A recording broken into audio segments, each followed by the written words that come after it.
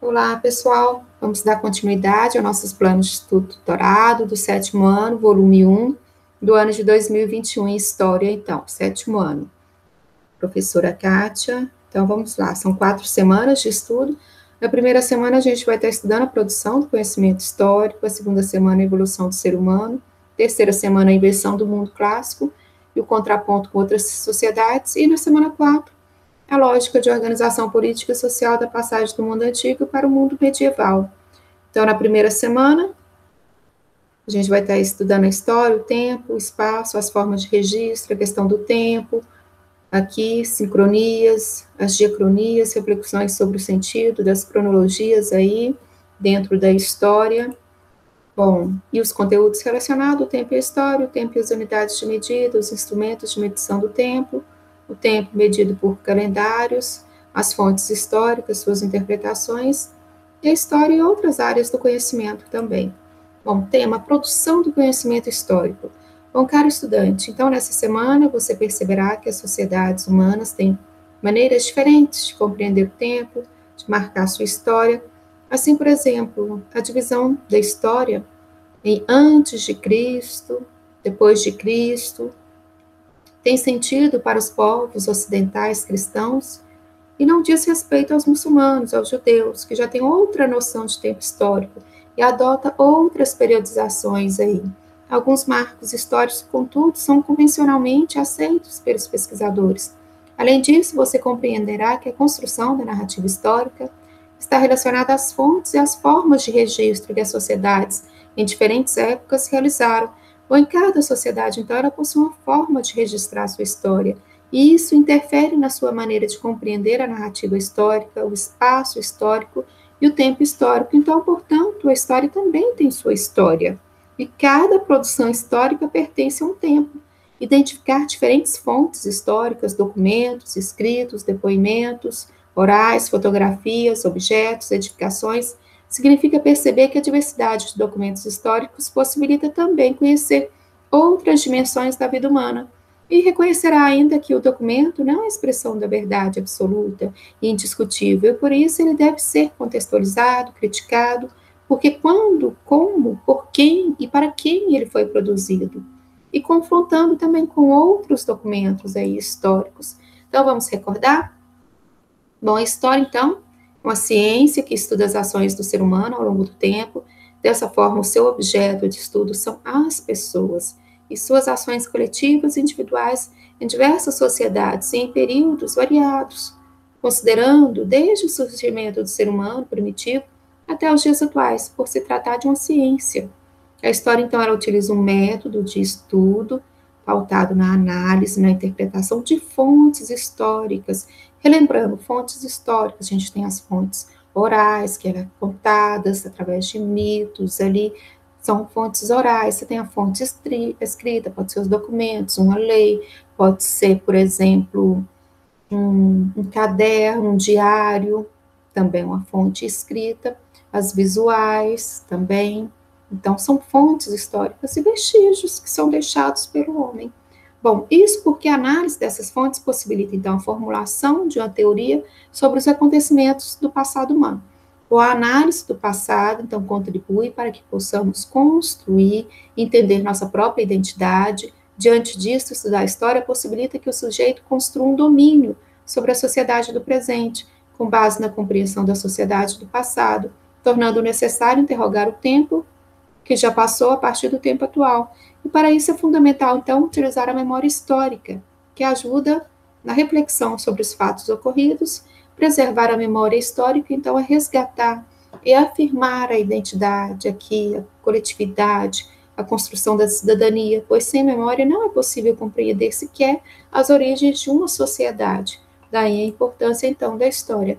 Bom, aqui tem um esqueminha, analisar o esqueminha abaixo, destacando a relação entre a história, tempo, memória, sujeitos históricos e identidade. Então, você tem uma ciência, você precisa aqui de fontes, e essas fontes podem ser a escrita, leis, documentos, pode ser oral, mito, tá? As tradições aqui contadas, passadas de geração a geração, a iconográfica, então, fotografias, imagens, quadros, aí, iconográfica. E aí nós temos a memória, os sujeitos históricos, diferentes formas de contar o tempo, então. Então, aí o historiador trabalha com esses vestígios aí deixados pelo homem. Pode ser aí a escrita, pode ser oral, tá? Imagens, desenhos, retratos, pinturas, tá? São fontes históricas. Bom, e para saber mais, a sugestão do livro que é História, também o filme O Doador de Memórias, Narradores de Javé, e sugestão de documentário, Museu Conta a História e guarda as histórias de pessoas em seu acervo, disponível na tvcultura.com.br, então vocês conseguem acessar. E sugestão do vídeo aí, sexto ano, História, aula 6, Noções de Memória e História. Esse é disponível no YouTube para todo mundo. Então vamos pesquisar, anotar no caderno e vamos para as atividades então. Bom, os fatos estão disponíveis. Então, atividades número 1. Os fatos estão disponíveis para os historiadores nos documentos, nas inscrições e assim por diante. Como peixes na tábua do peixeiro, o historiador deve reuni-los, depois levá-los para casa, cozinhá-los e então servi-los da maneira que o atrai mais. Bom, qual o trabalho do historiador e de que maneira ele deve ser realizado? Então, ele vai pegar esses vestígios, esses documentos, podem ser entrevistas orais, né, mitos, então pode ser escrita também, leis, documentos, diários, fotografias, né, iconografia, ele vai interpretar, ou seja, o tempero, quem vai dar é o historiador, tá? Alguns vão temperar um pouco mais, outros menos, então é a interpretação do historiador diante de um fato histórico, dado um vestígio, um acontecimento. 2.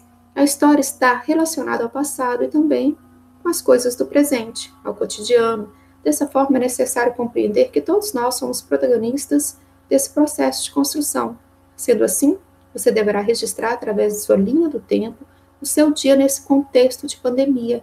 Então, como se você fosse também aqui participante, você é participante aqui nesse processo histórico. Então, a gente está vivendo um momento diferente, uma pandemia. Como que é a sua rotina? Faz sua cronologia.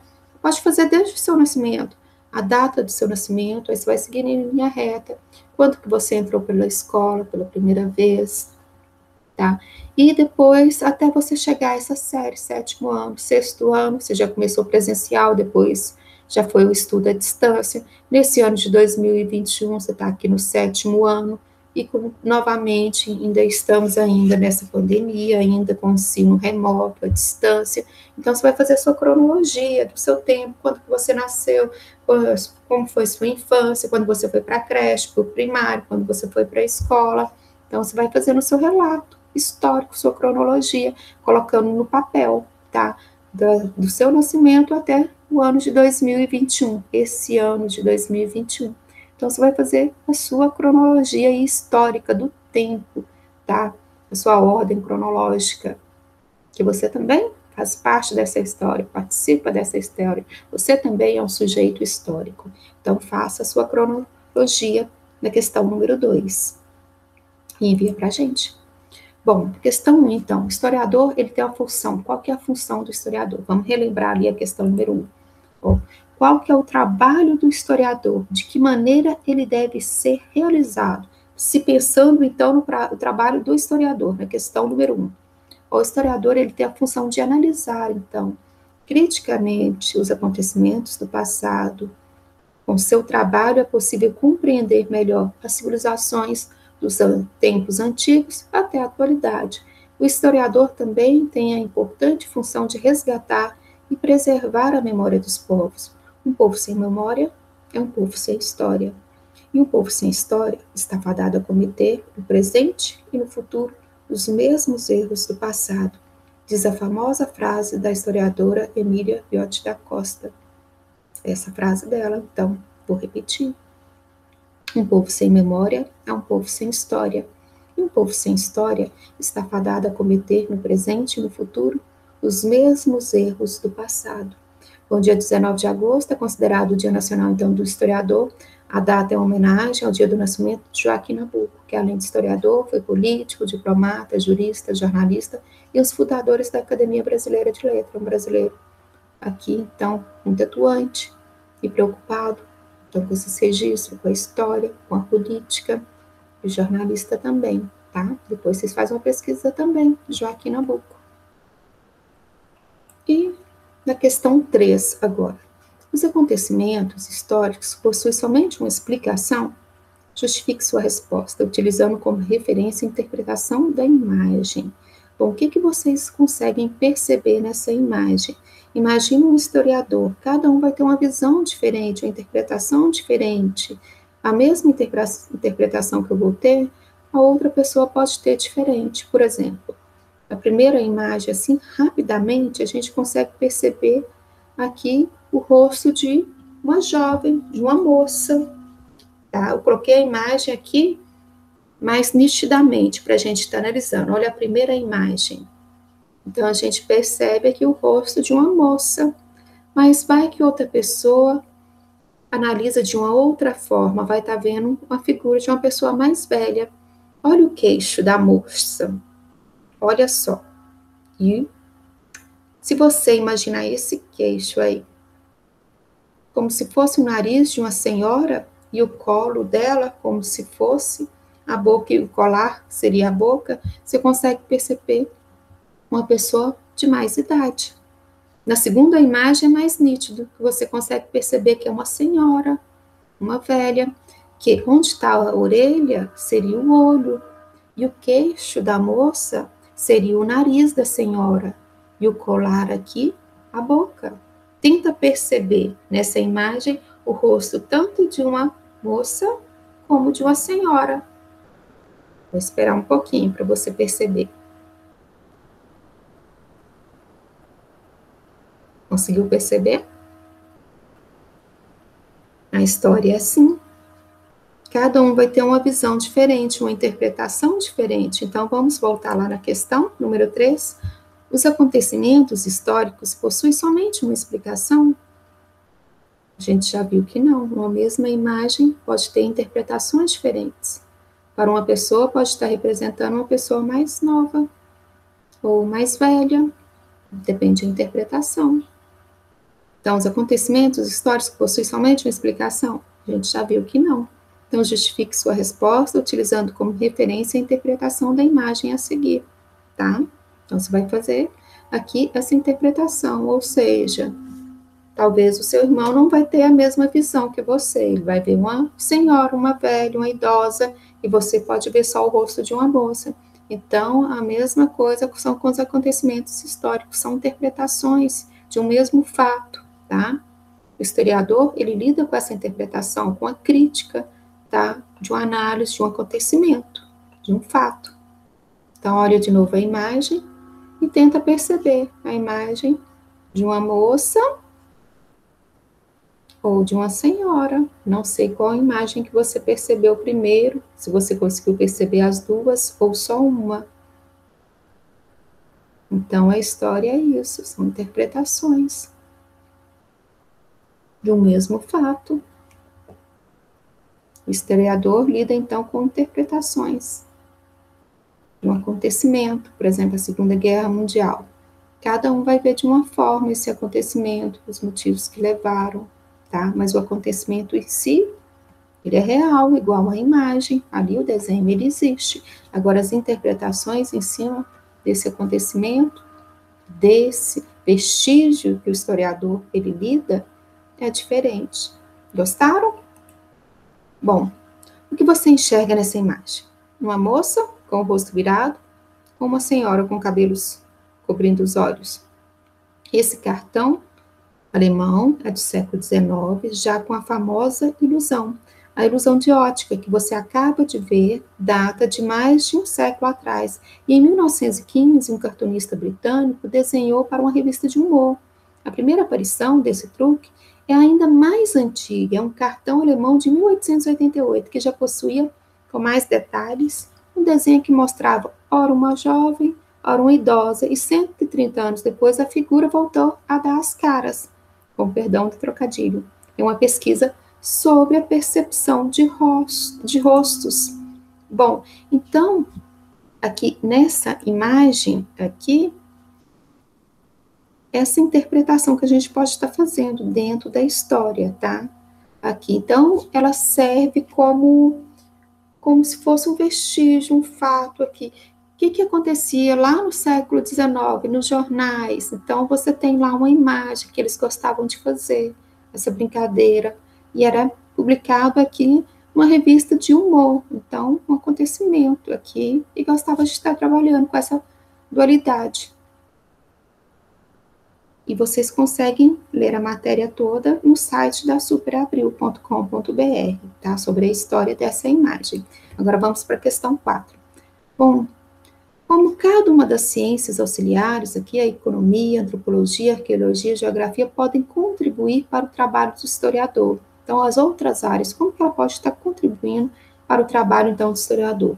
A arqueologia, então, é a ciência que estuda o passado das civilizações humanas por meio de vestígios, materiais deixados por elas. A partir, então, da análise desses objetivos, o arqueólogo traça a história da evolução de uma sociedade, tá? Esse tempo, os vestígios. E a antropologia, que é o estudo do homem como um ser biológico, social, cultural. Já a geografia estuda a terra e sua ocupação pelo homem.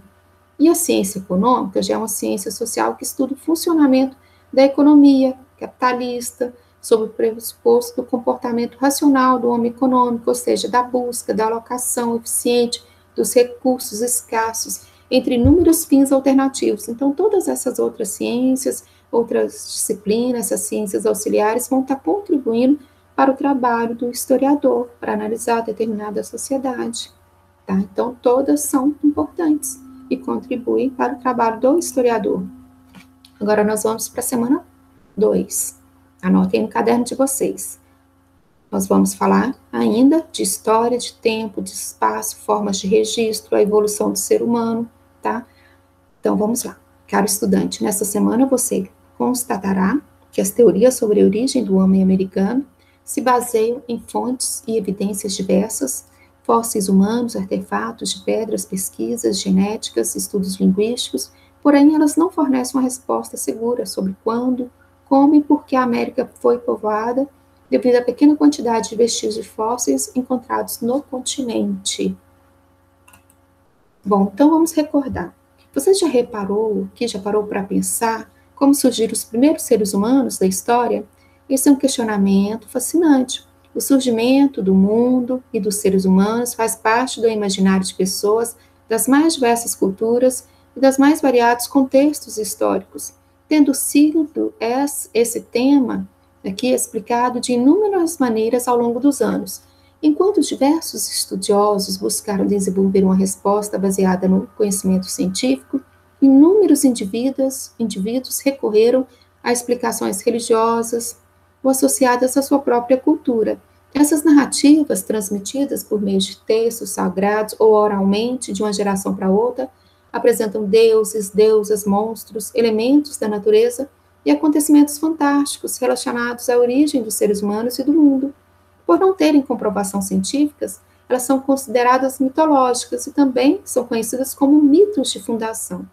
Bom, aqui tem um esqueminha, a origem do ser humano. Então, essa origem, antigamente, através de mitos de fundação, que era uma forma de explicação sobre a origem do mundo, onde se busca atribuir a constituição das coisas à ação de um sujeito criador. E o evolucionismo é uma teoria que tem por base científica e explica que os seres humanos, tá, os seres vivos, aliás, os seres vivos atuais, seriam produtos da evolução de outras espécies dessa evolução desses seres humanos. Então, o evolucionismo. Tem também o criacionismo, né, na crença aí de um Deus, um ser superior, criando os demais. Então, e a evolucionismo, a teoria com base científica na ciência que vai explicar essas etapas dessa evolução, tá, dos seres vivos. Então, a origem do homem americano, aqui o caminho do ser humano aqui para a América, tá? Então, aí as rotas que saíram, a gente sabe que está surgindo aqui no continente africano e vai estar indo para a Europa, a Ásia, passando pelo Estreito de Bering, ali no Alasca, América do Norte, até chegar aqui à América do Sul. Ou, se não, pode estar vindo aí por várias arquipélagos, ilhas, aí na Oceania, Filipinas, e passando pela Polinésia, chegando também na América do Sul, tá? Então, a origem aí do homem americano, ó. A ocupação do continente americano teria acontecido por volta de 14 mil anos atrás, apesar de existir outras teorias acerca desse processo, como a possibilidade de diversas migrações, a teoria mais aceita é da ocupação da América pela Ásia, então por cima, tá? Por terra, por meio de uma passagem que liga o ponto extremo oriental asiático ao extremo ocidental americano, denominado então do Estreito de Bering, que nessa época congelava, muito frio, dava para estar passando, caminhando aí a pé.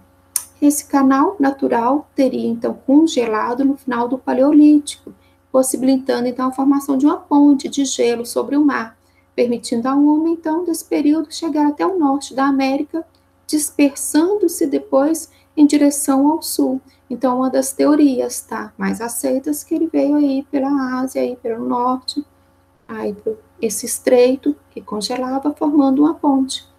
E a outra teoria, um pouco menos aceita, então, aí por mar, ali por essas ilhas, Polinésia, até chegar à América do Sul. Então, aí a teoria aí do homem americano. Agora vamos para as atividades. Bom, os Dogons do Mali dizem que a deusa Ama criou um ovo dividido em 4 partes. Cada parte continha um elemento: terra, ar, fogo e água. Um dia os elementos começaram a interagir e misturar, causando uma série de explosões. O resultado foi o surgimento da vida na Terra. Bom, em seguida, Ama plantou em si mesma uma semente de gêmeos. Um deles, Irugu, acabou se rebelando e fugiu. Ama então espalhou pelo mundo as partes de Nomo, o segundo gêmeo, a fim de restaurar a ordem.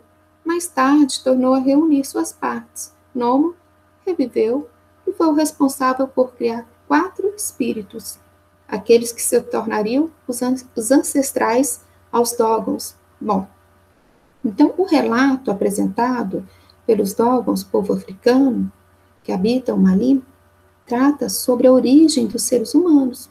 Então, qual o papel dos mitos na sociedade sem escrita? E que importância têm os mitos para quem pesquisa a história dos diferentes povos e sociedades?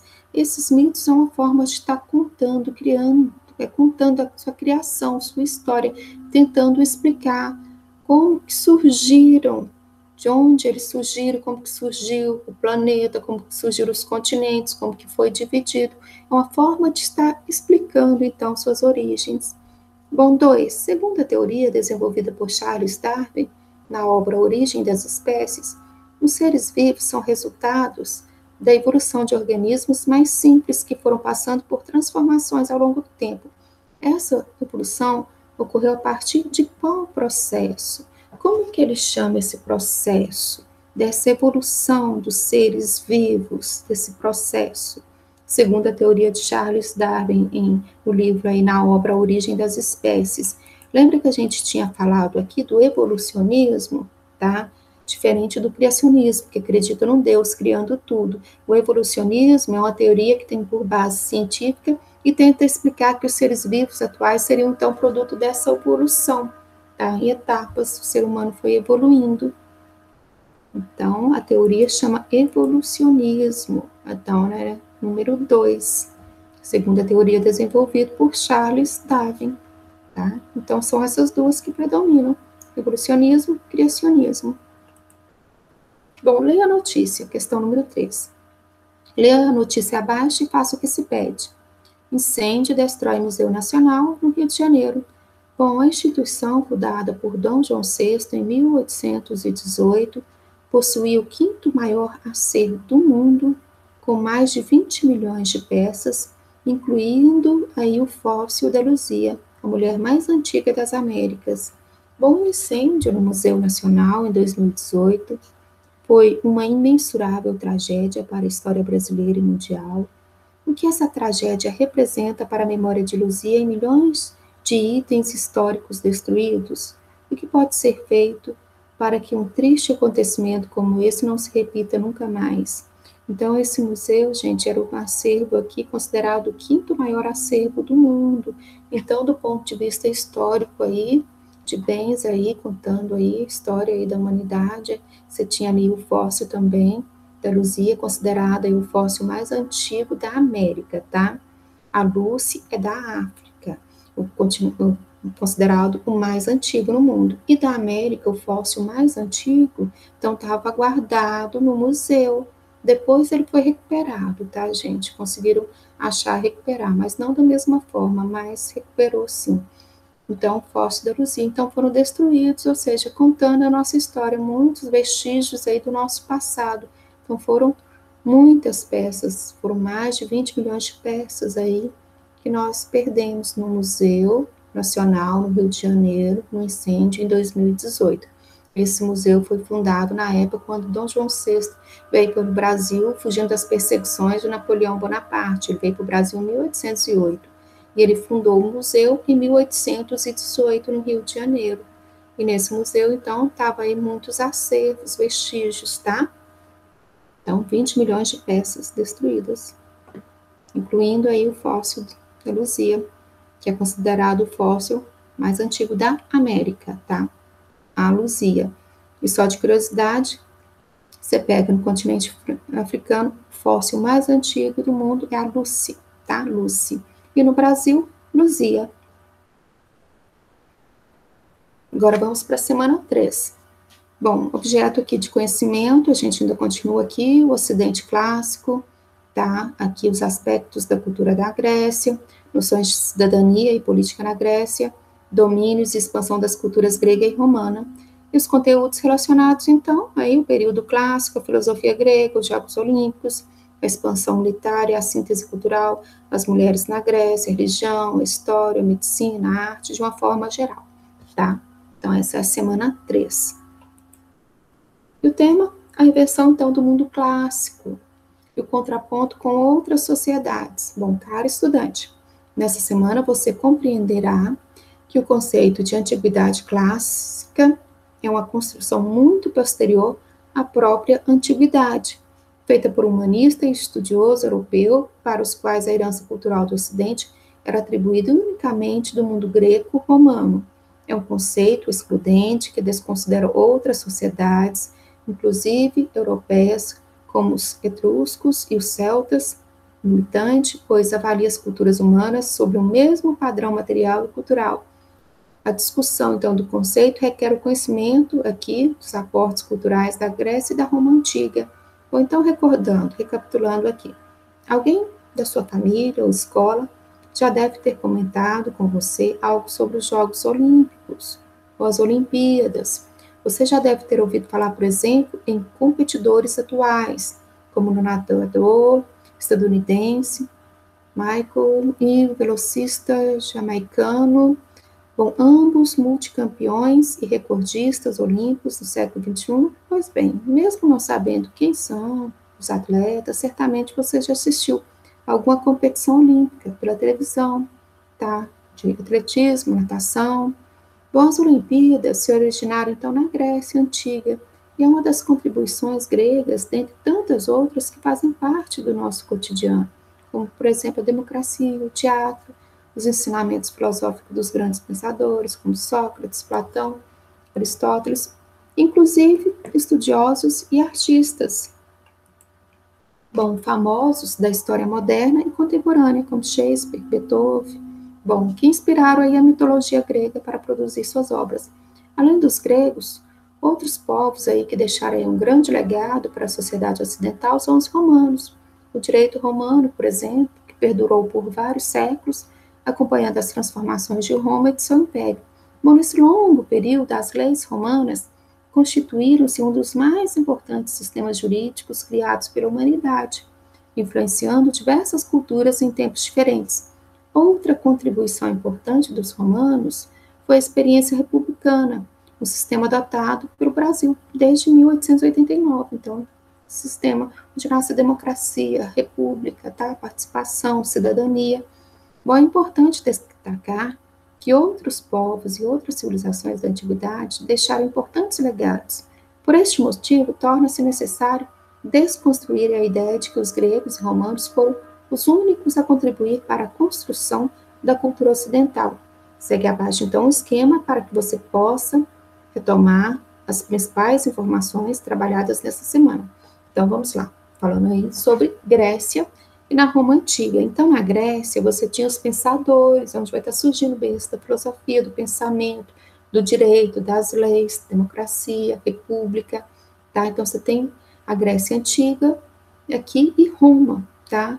Então, que vai estar influenciando muito essa cultura ocidental. Na Grécia Antiga, a gente tinha os filósofos aqui, Sócrates, Platão, Aristóteles, tinha a literatura, tá? Ilíada e Odisseia, o teatro, tinha a comédia, o drama, tinha os Jogos Olímpicos, a democracia e o conceito de cidadania.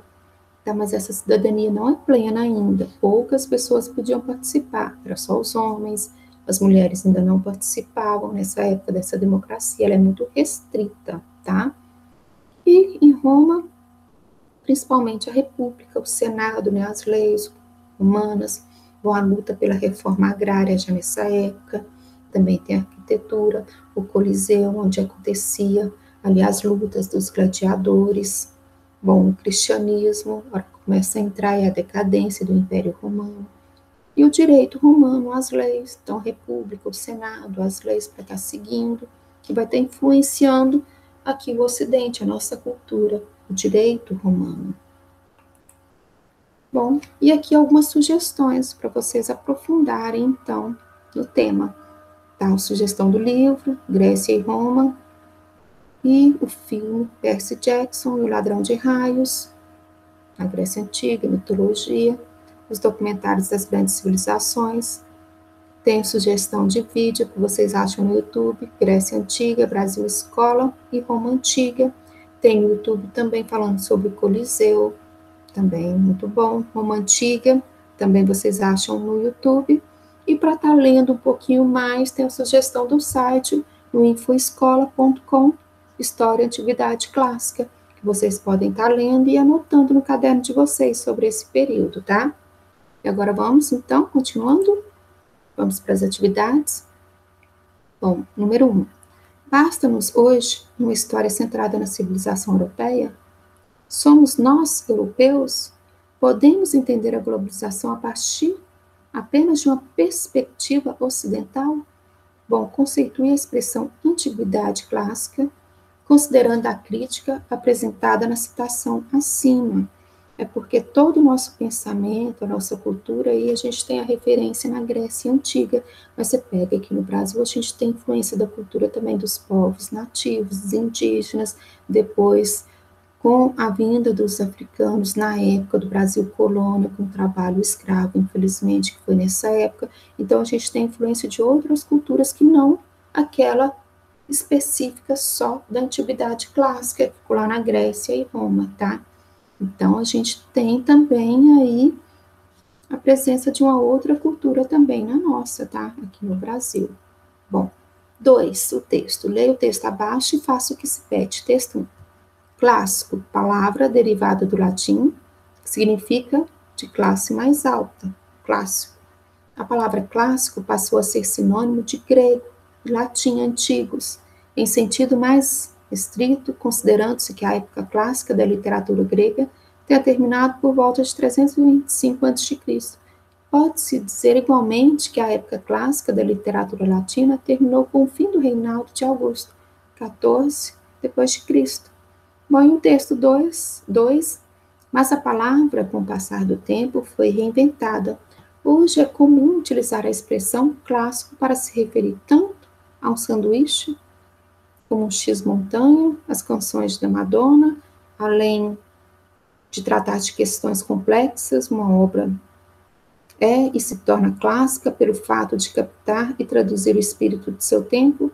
O que hoje é um clássico, amanhã pode ter sido esquecido. Então, com o tempo, essa palavra foi perdendo realmente o seu significado, aqui o clássico, outro sentido, tá? Então, a partir da leitura dos textos, responda: o conceito de clássico tem o mesmo sentido para pessoas no tempo? Justifique sua resposta: não, tá? Atualmente acaba se tornando um clássico alguma coisa mais presente, mais atual, que é mais comum, mais popular, o pessoal gosta mais, mas que é mais recente. No texto 1, não. Está falando que o clássico aqui, o que seria esse clássico? Aqui é o significado mesmo, aqui, classe mais alta, tá? Aí, no significado, sinônimo de grego, latim, antigo, é um clássico, tá? Então, tem um sentido diferente, tá? Que é a época clássica, por exemplo, da literatura latina. Então, esse período clássico bem antigo, tá? Então, não tem a mesma conotação os dois textos, não, um pouquinho diferente, tá? É parecido, mas tem um pouquinho de diferença. Agora vamos para a questão 3. Bom, por meio de uma pesquisa, escolha uma herança cultural deixada pelos gregos ou romanos e, em seguida, identifique as mudanças e permanências comparando aos dias atuais. Para concluir, então, faça uma ilustração. Bom, na história da arte, o termo antiguidade clássica refere, então, à arte produzida pelas civilizações grega, romana, bem antigo, tá? Antiguidade clássica, antes de Cristo, na época de Platão, Aristóteles, Sócrates, o berço da nossa filosofia, tá? Bom, então, na história da arte, o termo antiguidade clássica refere-se à arte produzida pelas civilizações grega e romana, em especial aqueles objetos remanescentes dessas civilizações, como as esculturas.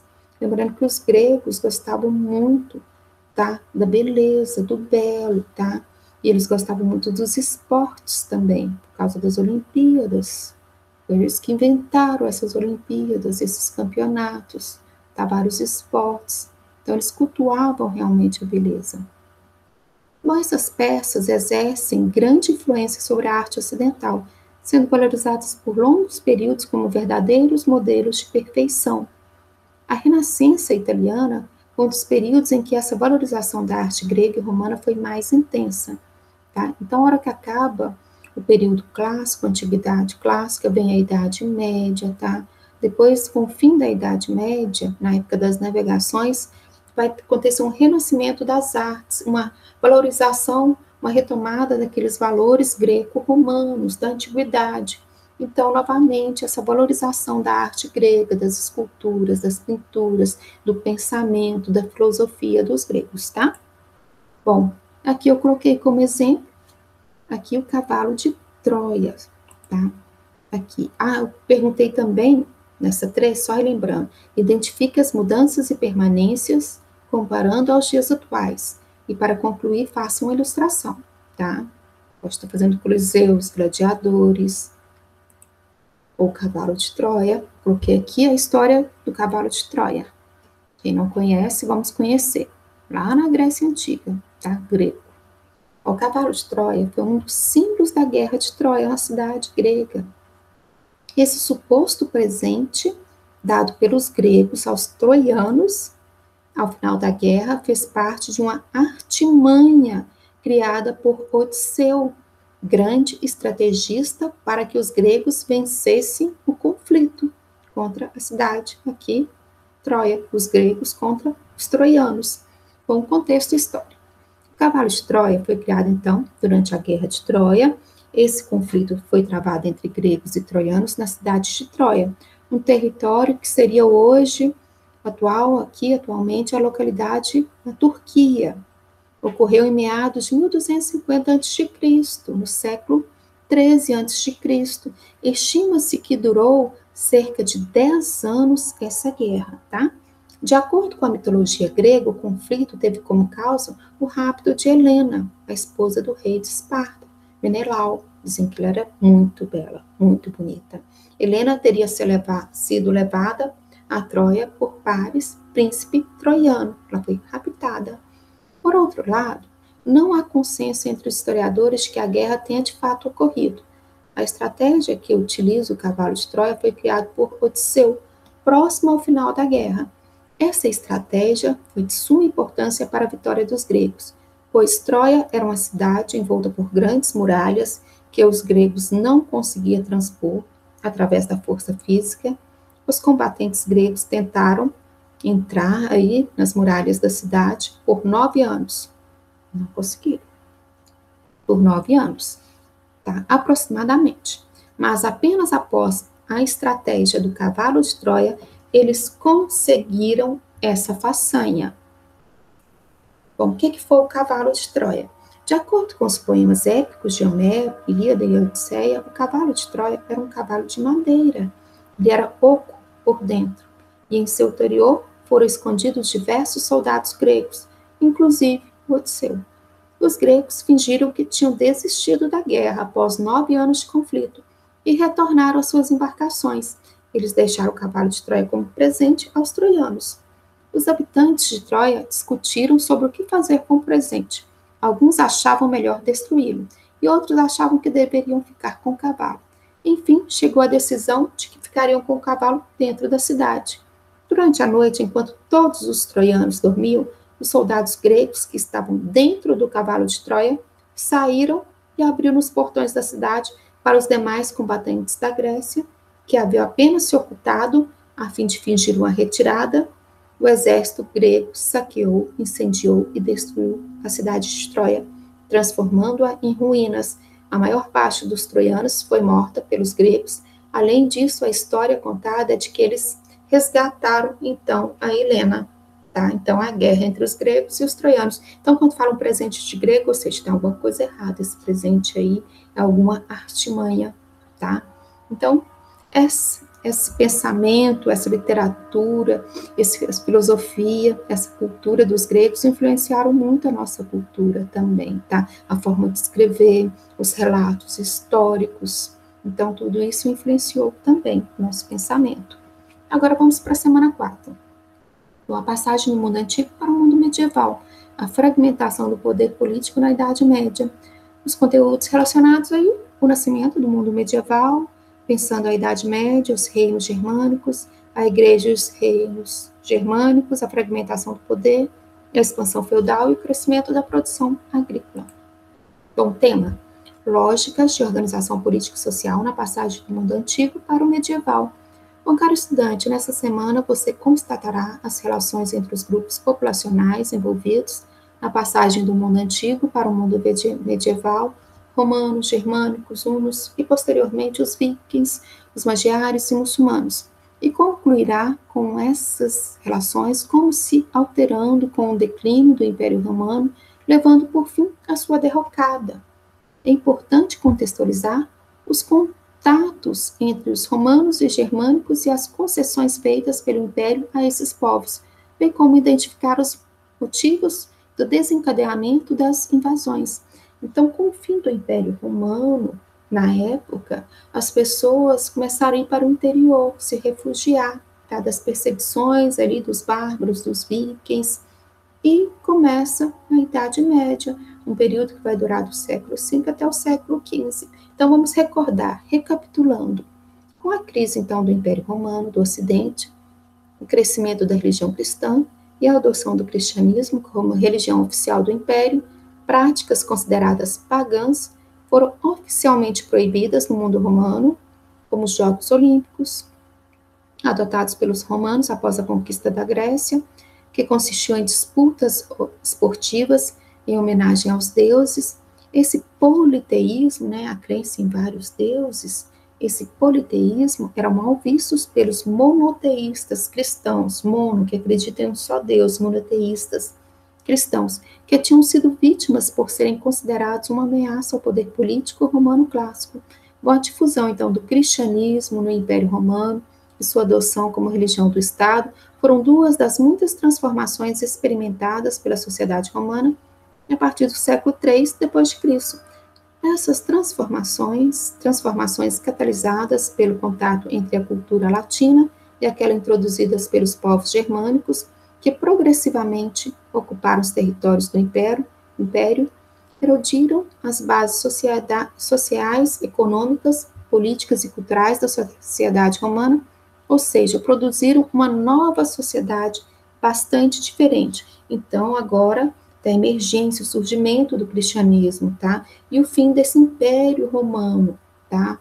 E a adoção da religião aqui, o cristianismo, como uma religião oficial. É o fim do Império Romano, tá? Então, vamos para o esqueminha abaixo. Aqui segue abaixo um esquema para que você possa retomar as principais informações trabalhadas nessa semana. Então, a passagem do mundo antigo, tá? Grego, aqui, né, na época da filosofia, Platão, Aristóteles, Sócrates, depois o Império Romano do Ocidente. Então, a passagem do mundo antigo, clássico, para o medieval, tá? O antigo, Idade Média, do século V até o século XV. Ó, então, tem a crise do Império Romano, no Ocidente, as invasões dos povos estrangeiros, bárbaros, germânicos, vinques, tá? Difusão aqui, a fusão cultural entre germânicos e os romanos, tá? A introdução de novas culturas, estrutura política social, agora vai ser o clero, tá? A nobreza, iorar, guerrear, e o servo, trabalho servil no campo. Nessa época não existia indústrias, então o trabalho servil no campo. Então, os membros do clero, padre, bispo, abades, condes, então, clero, os membros do clero, da igreja, ficam por conta de orar. Nobreza, os nobres, na época, por conta de guerrear, da guerra. E os servos, trabalho servil no campo, trabalhar a terra. Aí surge, então, um sistema que não é o capitalista, é o feudalismo, você troca um produto por outro, ninguém vai viver em busca do lucro exorbitante. O trabalho é mais servil no campo, você vai trocar um produto por outro, existe moeda, sim, tá? Você ainda compra, vende os produtos, mas sem essa busca do lucro, que é igual no capitalismo, tá? Bom, então, essa é a crise do Império Romano, que vai levar às invasões bárbaras, a fusão da cultura romana com os germânicos, que vai levar a uma nova estrutura política e social.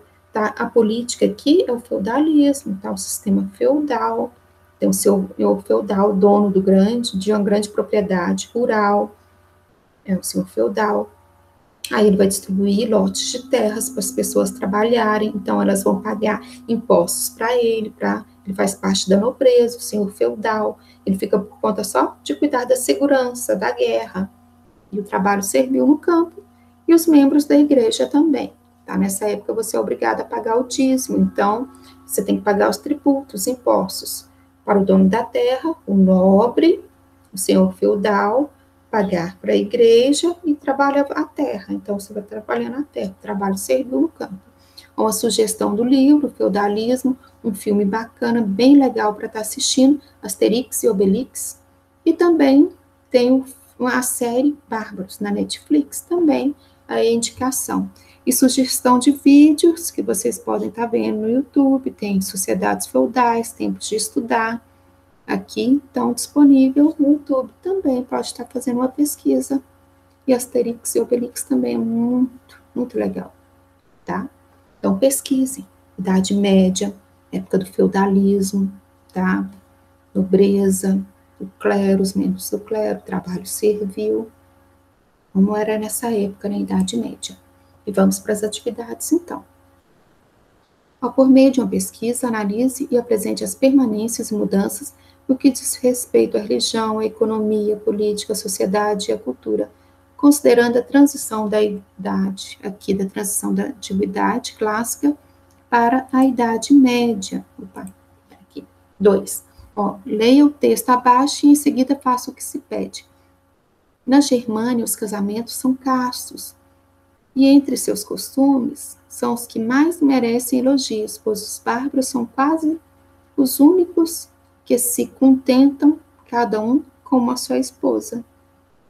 Com exceção de alguns personagens que, pondo de lado a sensualidade, são solicitados para várias uniões, por causa de sua nobreza. Não é a esposa que traz o dote ao marido, mas é o marido à esposa. Olha só, é um costume da época. Era o marido, na Germânia, os casamentos, era o marido quem pagava um dote, um bem, um valor. Texto 2. Como era a cerimônia de casamento da elite romana? Segundo podemos deduzir das fontes, quando se celebrava o noivado, havia uma festa, na qual se elaborava o contrato de casamento.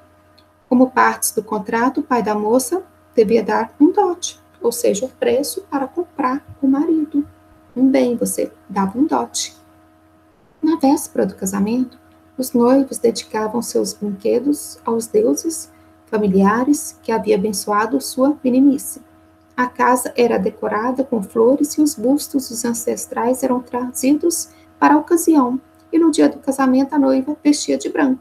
Então, lá na Roma Antiga, ou com base nos textos, indicam a diferença em relação ao matrimônio entre os povos de origem germânica e os romanos. Os germânicos, na verdade, era o marido aí que tinha que pagar, tá? O dote, tá? Não era a esposa, e sim o marido. E na sociedade romana já era a esposa que tinha que pagar o dote, tá? Um valor pelo casamento, um bem. Então, são culturas diferentes.